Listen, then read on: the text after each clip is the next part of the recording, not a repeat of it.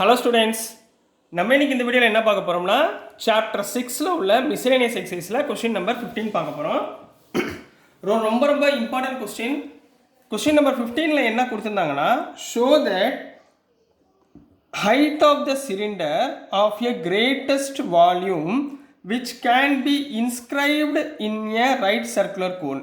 இன்ஸ்கிரைப்டில் என்னம்மா சொல்லி கொடுத்துருக்கேன் உங்களுக்கு, ஒரு ரைட் சர்க்குலர் கோனுக்குள்ள ஒரு சிலிண்டர் இருக்குன்னு அர்த்தம். சரிங்களாம்மா? இப்போ ஃபார் எக்ஸாம்பிள் ஒரு கோன் போல் வரைஞ்சிக்கோங்க. ஒரு கோன், சரிங்களா?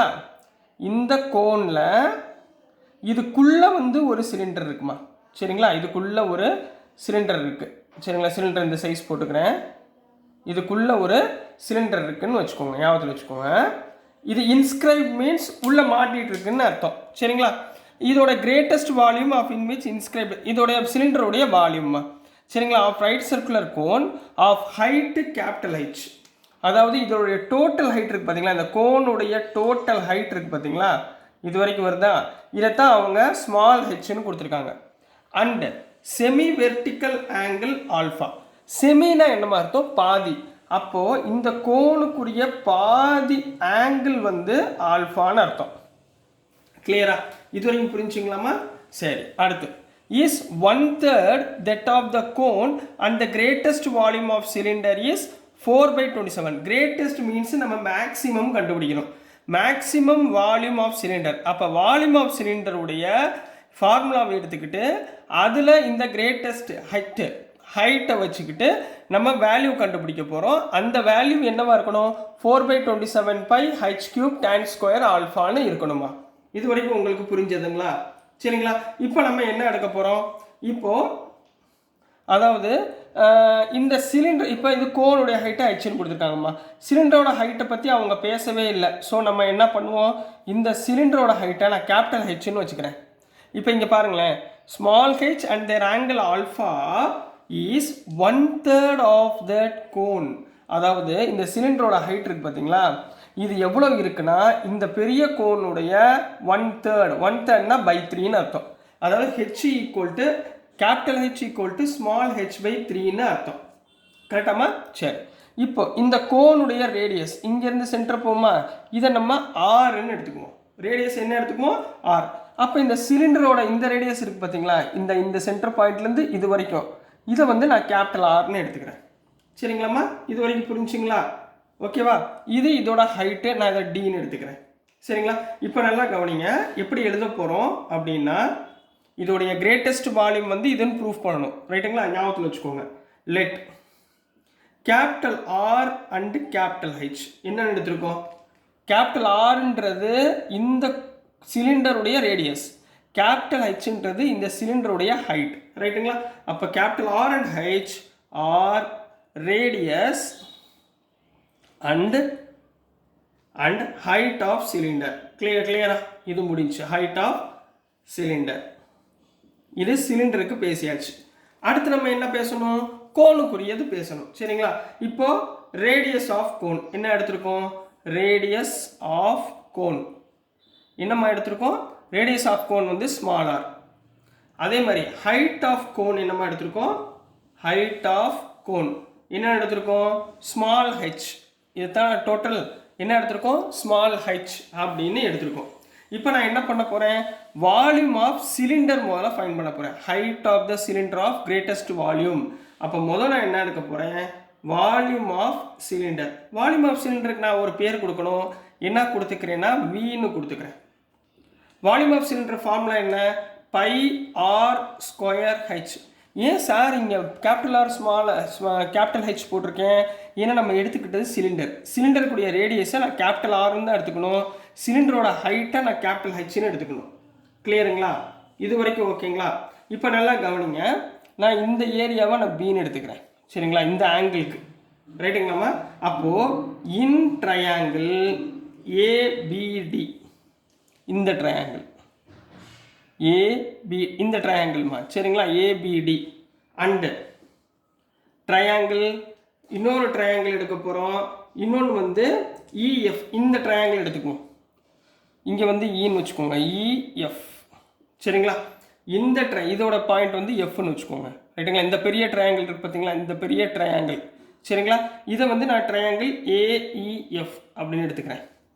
இந்த ரெண்டு ட்ரையாங்கிள்லையுமே இதுதான் ஏ, கேபிட்டல் ஏ, இதோட ஆங்கிள் வந்து ஆல்ஃபா சரிங்களா. அப்போ ரெண்டுக்குமே காமனான இந்த ட்ரையாங்கிளுக்கும் ஆல்ஃபா தான் ஆங்கிள், இந்த பெரிய ட்ரையாங்கிளுக்கும் ஆல்ஃபா தான் ஆங்கிள். இது which implies angle A equal to angle A which is equal to alpha, which is equal to alpha ரைட்டுங்களா.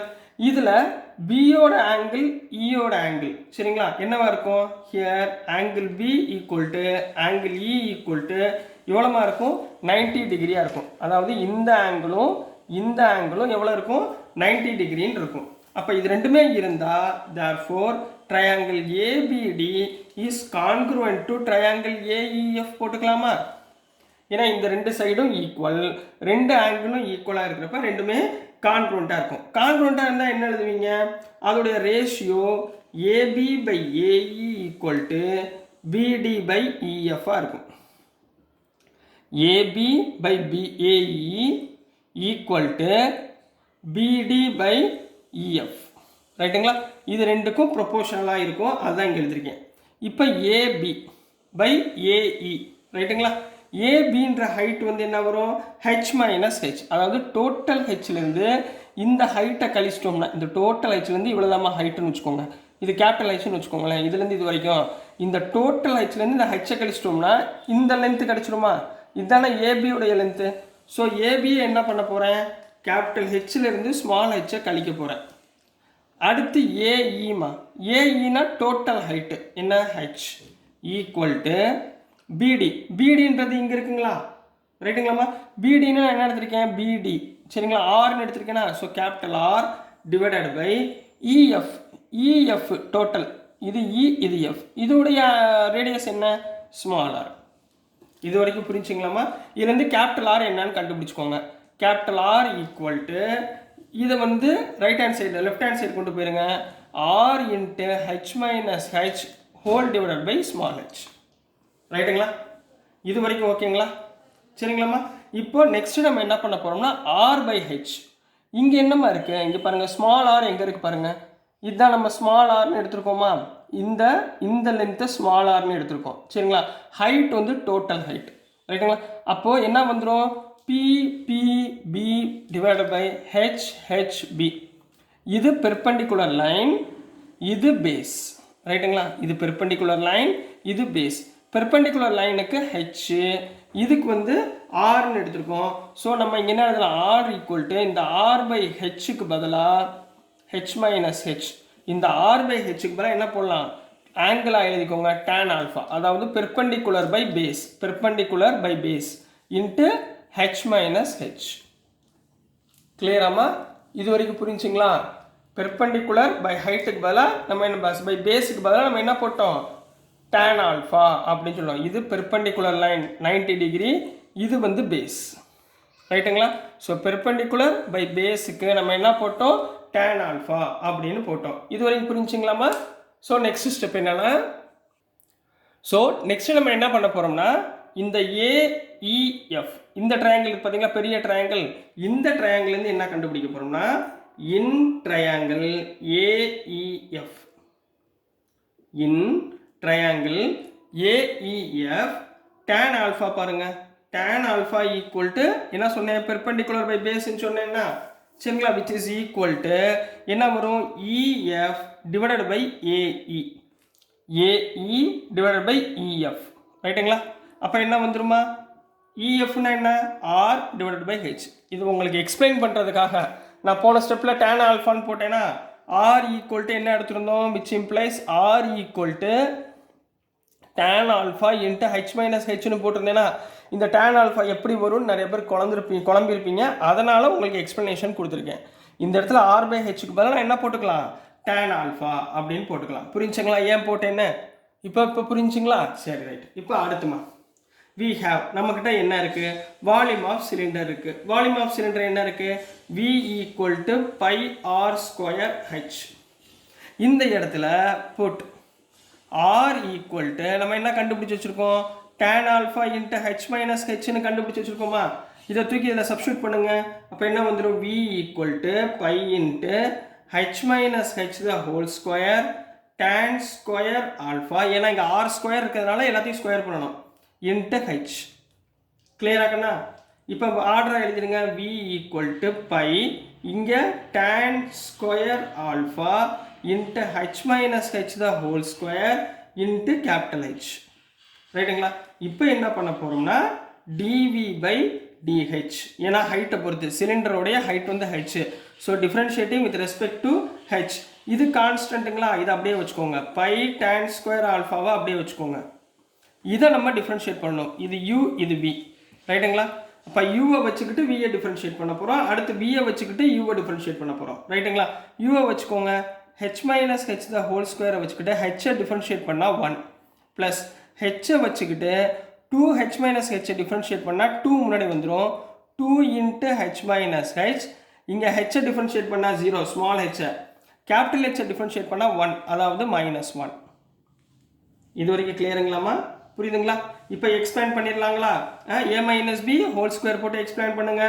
therefore dv by dh equal to என்ன வருமா? பை tan ஸ்கொயர் ஆல்ஃபா, இந்த டேர்மில் a square plus b square minus 2ab plus இங்கே minus இருக்குது. So என்ன பண்ணிடுறேன், மைனஸால் உள்ள மல்டிப்ளை பண்ணிடுறேன். Minus 2h into H minus 2hh. ரைட்டுங்களா? Minus into minus plus 2h square. கிளியராக்கண்ணா? இதில் இது ரெண்டும் இங்கே சாரி கேன்சல் ஆகாது, ரெண்டுமே மைனஸ் தான். சரிங்களா? ஸோ என்ன ஆயிரும், therefore dv by dh equal to என்ன கண்ணா கிடைக்கும், by into tan square alpha into என்ன வருமா, h square minus plus h square உள்ள சிம்பிளை பண்ணுங்க. h square plus h square plus 3h square minus 4hh. இது கிடைச்சிருமா? ரைட்டுங்களாமா? இப்போ என்ன பண்ணுவோம், put dv by dh equal to என்ன போடுவோம், 0 போடுவோமா? அப்போ இங்கே என்ன வந்துடும், pi into tan square alpha into h square plus 3h square minus 4hh equal to 0 போட்டுக்கலாங்களா? ஸோ இது என்ன பண்ணலாம், இது அந்த பக்கம் போச்சுன்னா 0. ஸோ ரிமைனிங் என்ன இருக்கும், h square plus 3h square minus 4hh equal to 0 போட்டுக்கலாங்களா? ரைட்டுங்களாம்மா? இது வரைக்கும் புரிஞ்சுங்களாம்மா? ஸோ அடுத்த ஸ்டெப்பில் என்ன பண்ண போகிறோம், இங்கே நல்லா கவனிங்க. ஹெச்சை மட்டும் காமனாக எடுத்துக்கோங்க. ரைட்டுங்களா? அப்போது ஹெச்சை காமனாக எடுத்திங்கன்னா உள்ளே என்ன வரும், 3h. ரைட்டுங்களா? இங்கே 3h minus 4h equal to இந்த h ஸ்கொயர் எங்கே போச்சுன்னா மைனஸ் h ஸ்கொயர்னு வந்துடுங்களா? ரைட்டுங்களாம்மா? மைனஸ் h ஸ்கொயர்னு வந்துடுங்களா? ஸோ ரிமைனிங் என்ன பண்ண போகிறோம், ஸோ இப்போமா போன ஸ்டெப்பு கொஞ்சம் லென்த்தியாக போகிறதுனால உங்களுக்கு கொஞ்சம் ஈஸியாக புரியணுன்றதுக்காக இன்னொரு மெத்தட் நான் ஃபாலோ பண்ணுறேன். சேம் இந்த ஸ்டெப் வரைக்கும் எழுதிக்கோங்க. இதுக்கப்புறம் என்ன பண்ணுங்கன்னா dv by dh equal to pi tan ஸ்கொயரை வச்சுக்கோங்க. பை tan ஸ்கொயர் ஆல்ஃபா ரெண்டுலேயுமே காமனாக என்னமா இருக்குது, h மைனஸ் ஹெச் இருக்கா, காமனாக எடுத்துக்கோங்க. அப்போ இங்கே என்ன வரும், h மைனஸ் ஹெச், இங்கே என்ன வரும், ப்ளஸ் 2hன்னு வருங்களா? சாரி ப்ளஸ் 2h மைனஸ் இருக்குங்களா? அப்போ இங்கே என்ன ஆயிரும், மைனஸ் 2hன்னு வருங்களா? Equal to 0. இப்போ சிம்பிள் ஆயிடுச்சுங்களா? இப்போ உள்ள சிம்பிளை பண்ணுங்க. Put dv by dh equal to 0. இப்போ அப்ளை பண்ணுங்கம்மா. ஏன்னா போன ஸ்டெப் வந்து கொஞ்சம் லென்த்தியாக போகிற மாதிரி இருக்குது, ரொம்ப பெருசாக போகும். அதனால் உங்களுக்கு சிம்பிளாக சொல்லி கொடுக்குறதுக்காக மாற்றிட்டேன் ஸ்டெப்பை.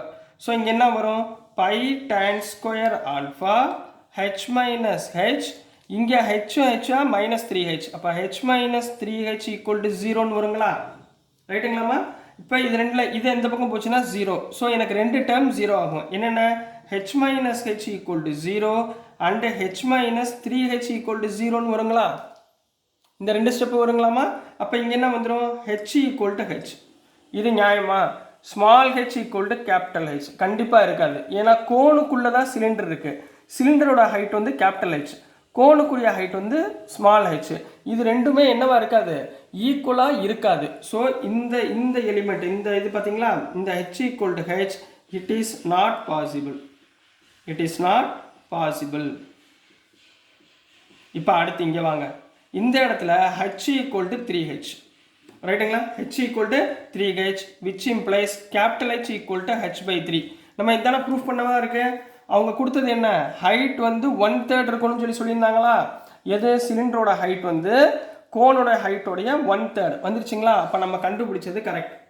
இப்போ ஹெச்சோட வேல்யூவை நம்ம கண்டுபிடிச்சாச்சு. நெக்ஸ்ட் வந்து மேக்ஸிமமா அப்படின்னு நம்ம ஃபைன் பண்ண போகிறோம். எதை வச்சு ஃபைன் பண்ண போகிறோம், இந்த dv/dh கண்டுபிடிச்சோமா, இந்த டேர்ம்லேருந்து நம்ம என்ன பண்ண போகிறோம், ஃபைன் பண்ண போகிறோம். ஓகேங்களா கண்ணா.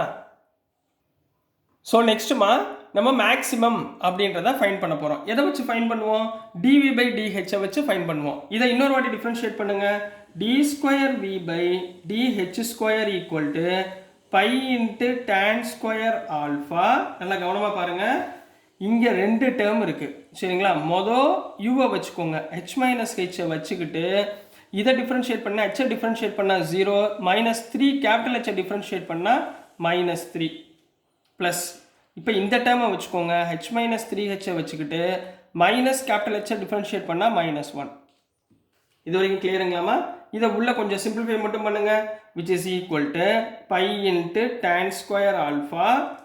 இங்கே என்ன வந்துடும், -3 into H minus h minus, இங்கே வந்தால் -h மைனஸ் 3h. இது ரெண்டுமே என்னப்பா, நெகட்டிவா. நெகட்டிவ் இன்ட்டு பாசிட்டிவ் என்ன வந்துடும், எனக்கு நெகட்டிவ் தான் வரும் ரைட்டா, விச் இஸ் லெஸ் தேன் 0.